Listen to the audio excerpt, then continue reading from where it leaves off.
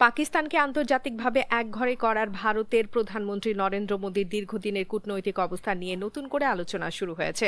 আল জাজিরার এক বিশ্লেষণে বলা হয়েছে, গত কয়েক বছরে পাকিস্তান, যুক্তরাষ্ট্র, চীন এবং মধ্যপ্রাচ্যের কয়েকটি প্রভাবশালী দেশের সঙ্গে সম্পর্ক আরও জোরদার করেছে। ফলে আন্তর্জাতিক অঙ্গনে দেশটি আগের তুলনায় অনেক বেশি সক্রিয় অবস্থান দখল করেছে। প্রতিবেদনে উল্লেখ করা হয়, 2016 সালের এক জনসভায় নরেন্দ্র মোদী ঘোষণা করেছিলেন যে ভারত পাকিস্তানকে বিশ্বমঞ্চে একঘরে করবে। তবে প্রায় এক দশক পর পরিস্থিতি ভিন্ন চিত্র দেখাচ্ছে।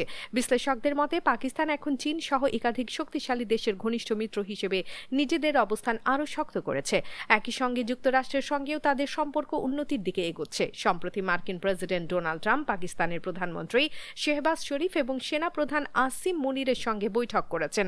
পাশাপাশি পাকিস্তান যুক্তরাষ্ট্রের সঙ্গে গুরুত্বপূর্ণ খনিজ সম্পদ ও ক্রিপ্টোকারেন্সি খাতে বিনিয়োগ চুক্তিও করেছে।